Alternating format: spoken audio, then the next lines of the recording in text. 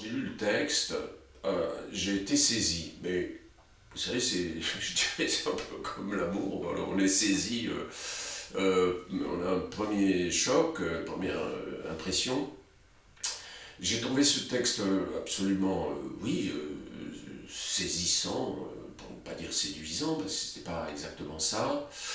Et du coup, j'ai lu d'autres textes de Paravidino. Et je trouvais que c'était formidable à chaque fois, très différent à chaque fois et formidable. Comme j'ai vraiment été saisi par cette pièce, je l'ai fait lire autour de moi. Quelques personnes en qui j'ai confiance et qui ont eu la même impression que moi. Ils ne connaissaient pas ni Paradino ni cette pièce. Et du coup, de proche en proche, je me suis dit, mais il faut la monter. Mais je pensais pas que je la montrais moi-même. Et puis on m'y a incité, quoi. On m'a dit, mais non, non, tu dois la monter. Alors j'ai pris confiance et puis j'y suis allé. Voilà. Pour résumer la pièce, on pourrait dire que Job est un boucher, il a un petit commerce.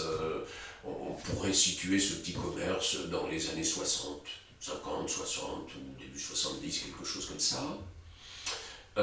Et il éprouve des difficultés, il a un employé, il éprouve des difficultés.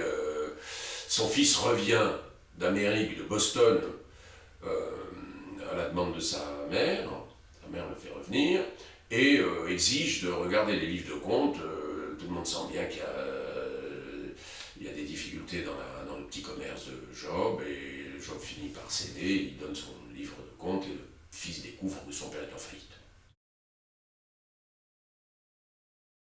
Ce n'est pas. D'abord, c'est pas un pensum, hein, c'est pas un cours de philosophie ou de théologie, c'est pas ça du tout. Hein. C'est une histoire qui est racontée de manière très simple, comme je le disais. Et effectivement, Fausto a essayé dans cette pièce des modes théâtraux différents. Il y a ce qu'il a appelé des pantomimes,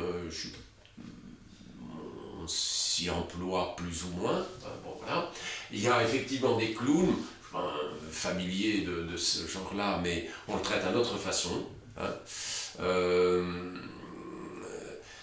il y a il y aura de la musique en direct avec Arthur Besson et sans doute peut-être Jonas Marmy au piano et un dur à l'accordéon probablement.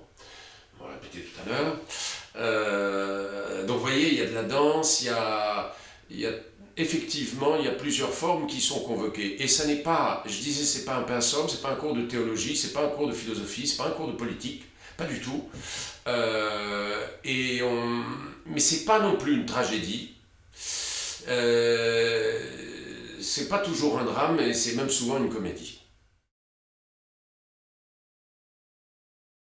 Alors en ce qui concerne les comédiens, il y a plusieurs comédiens très jeunes, euh, enfin qui ont moins de 30 ans, on va dire ça comme ça, que je découvre pour la plupart, qu'il s'agisse de Tyler Honoré ou de Jonas Marmy ou de...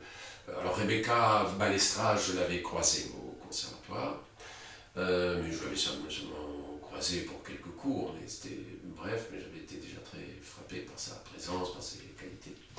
Donc il y a des comédiens très jeunes, il y a des comédiens moins jeunes, qu'il s'agisse d'Anne Durand ou de Caroline Gasser, je vais sûrement en oublier, ou de Ahmed Belbachir, et puis, ou de Camille Figueroa. Et puis, il y a un comédien qui est plus âgé, c'est Pierre Bilan. Et donc, moi, je suis très content que dans le théâtre, ça soit pas les vieux d'un côté, les jeunes de l'autre, le jeunisme ou bien... Non, il y a des mélanges de générations, la pièce le permet. Et je peux dire que ce mélange de générations, pour l'instant, se passe très très bien. C'est vraiment, les gens s'entendent bien. Je ne vais pas parler de François Nadin aussi, voilà, j'avais oublié quelqu'un. Bon, voilà. Donc il y a plusieurs générations, il y a pas mal de gens avec lesquels que je connais bien. Puis il y a les comédiens que je découvre, qui sont plus jeunes, et ça se passe formidablement. Et je les trouve... c'est là ce que je vais dire, c'est d'une certaine façon, je ne vais pas dire le contraire, mais c'est vrai qu'il me touche beaucoup.